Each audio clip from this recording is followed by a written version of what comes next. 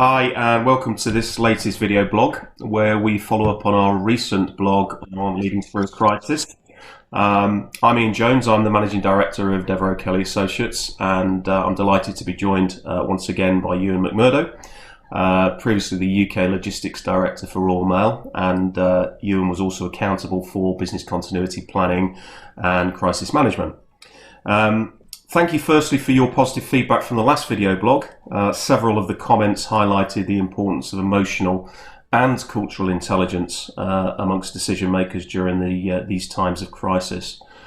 So this is an area we're going to focus on with Euan today. We'll get straight into the questions then, Euan, if that's okay with you. Yeah, that's great, Ian. Okay, so I guess the first one, when you sort of look at the overwhelming challenges that we as leaders we're faced with today, we tend to lean into our core. By that I mean our sort of character and personal values to find strength and focus on, I guess, what really matters. And in addition, leaders must also look at their organisation's core, its communal culture, the values, to inspire resilience, unleash agility, and I guess, encourage employees to thrive and not simply survive. So for you, Euan, why do you believe that understanding the core or having that emotional intelligence is so important for decision makers during times of crisis? Ian, I think some of the answer is already in the question. I think it's really important to understand the culture and the heart of your organisation. It's really vital for all leaders at all times. Emotions and angst are heightened at times of crisis, and decision makers should therefore place themselves in the thinking and in the feelings of their staff. Those in a clearly caring and empathetic organisation will have a head start. So if it's inbuilt in you, you're in a good place to begin with. Being part of and aligned with the wider community, people that you interface with, not just direct reports in a leadership team, but the wider community, those who might see you once in several months. It's really important to make sure that if you're put yourself in the position, you'll be best able to support your workforce, make the optimum decisions in their interests, and that in turn will create the best outcomes for the business. So connectivity, constant communication with your people. Absolutely important. It's all part of emotional intelligence and understanding how the workforce operates. And you talk there about the wider community, Euan, and I guess specifically workforce representatives. And what role do you see for that sort of wider community? And I'm thinking, trade unions, organisations such as Royal Mail, heavily unionised. What role did the trade unions play during times of crisis in your experience? Well, I think in any big business, the workforce representatives, whether they're part of a trade union or just a staff representative, absolutely critical to be empathetic, to be with them, meaningfully with them, and for them to be with the business and for the leadership to be recognising that. I always sought to make sure that at Royal Mail, our unions were very much part of the decision-making process rather than the end point of the decision-making process and translating the wishes of the leadership to the business. I think if you've got a relationship with your staff representatives, it means you've got a relationship with your staff and the people on the human side, and it brings both parts of that equilibrium to the right place at the right time. Okay, so really emphasising the importance there of that wider community when you're thinking about the stakeholders that you need to connect with emotionally as part of any crisis planning and, I guess, crisis execution, recovering from difficult times. So given your sort of vast experience of leading during a crisis, can you share some examples of how you've, I guess, developed and applied concepts of emotional and cultural intelligence during your own experience, particularly of crisis management? I think it certainly helps to have it inbuilt in you and not just to apply it to crisis management, to apply it all the time. And the people that you deal with will recognize that. Difficult to start from ground zero, but if you're starting from a position of empathy in the first place, it's really important. An example for me is, and it's a repeated example in some cases, at Royal Mail, The busy season, the commercially busy season, is at Christmas and around Black Friday. And as the group logistics director, I saw transport volumes increase by 2 or 3 times every year, requiring more professional drivers, more trucks, more trailers, additional resource throughout. If any one of those 3 critical elements was compromised, then it could lead to major problems. And I do recall a year not that long ago where all 3 of those critical items, people, drivers, trucks and trailers, were all in short supply. And that could have created a potential operational crisis. With my team and our suppliers all being very stretched, my focus was immediately directed on leading the team from within and always being seen to be in partnership with our suppliers and every human involved, rather than giving instruction and spelling out what they should do, working with the people who were involved, who felt the pressure, who felt the strain, and coming together to the right solution. That worked. The crisis that could have been there was averted, and the outcome was as positive as it could be, with a great result for our customers around Christmas.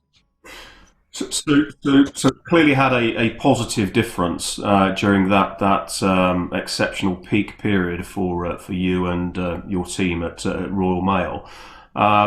Were there any difficulties that you experienced within that sort of that period that I guess when you reflect on, you've applied differently to how you now lead through periods of challenge and crisis?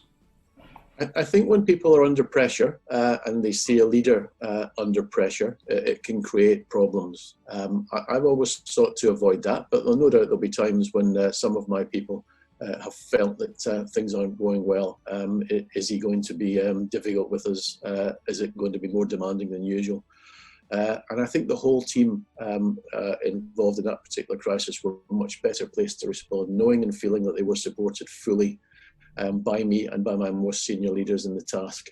And a good learning from me was that the supply chain who work outside of the business, but a critical part, those supplying labour, drivers, in their case involved those who were building trailers for our trucks, were a bit behind, and knowing that they were supported to do the best that they can in difficult situations made a huge difference to them. They were very appreciative of it afterwards, and we got to the right conclusion. And good learning is make sure that everybody remains in the team rather than feeling excluded or put upon. There's no point, no value in that whatsoever.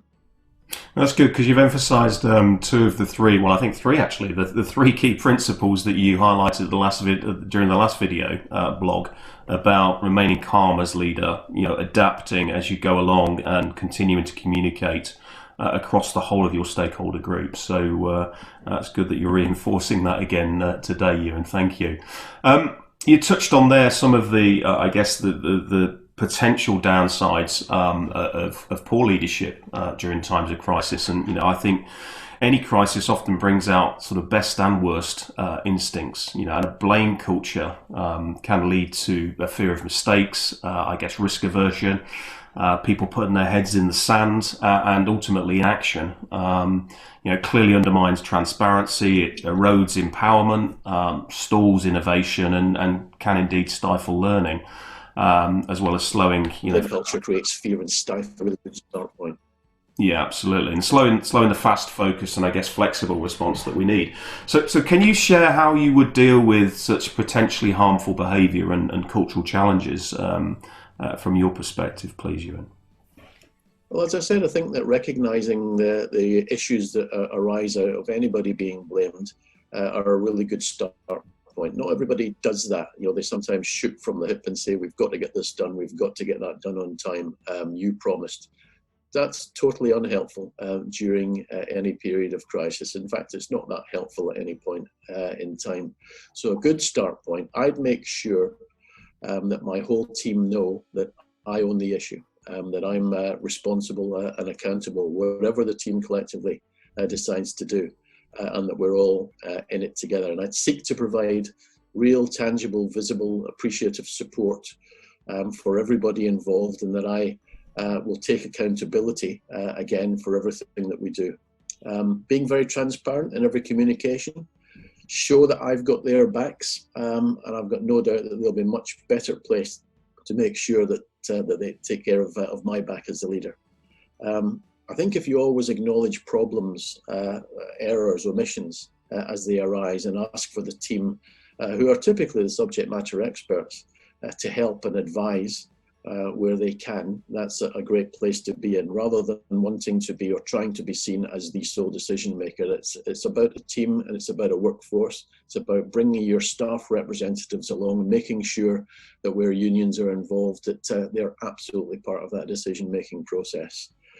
And indeed, making sure that the team feel part of that decision will always make sure that you get the best outcome, but make sure also that they know that you are still accountable, responsible, leading the direction, and if anything were to be positive, negative, or neutral on the outcome, you will protect the team and make sure that they're recognised for their hard work, rather than singling out any particular aspect of the workforce as having created the issue.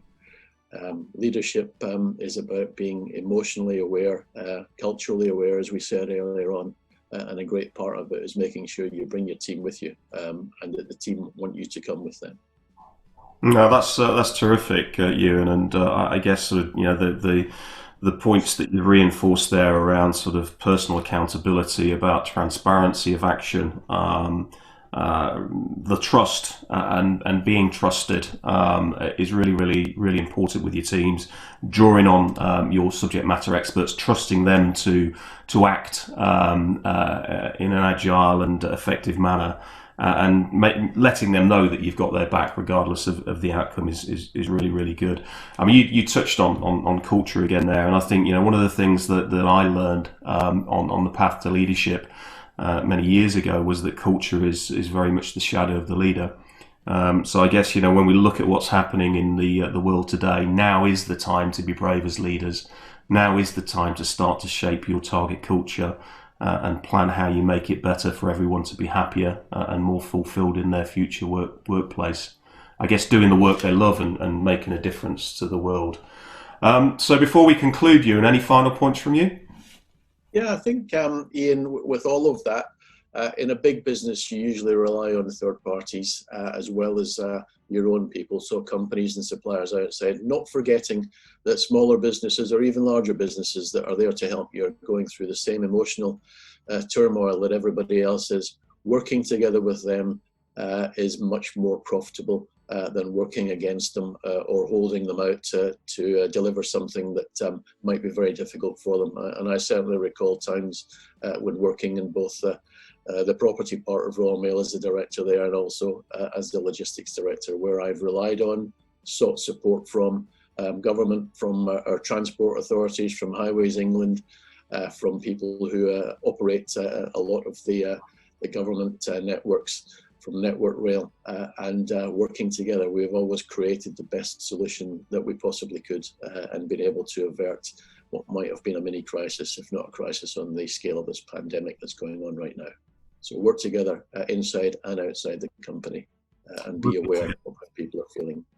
What an excellent note to finish this video blog on. Thank you, Euan, for your time. We do hope that you've enjoyed this latest video blog, and we would appreciate your feedback either via our LinkedIn pages or on our website at www.devereauxkellyassociates.com. Thanks for listening. Take care, stay safe, and lead well.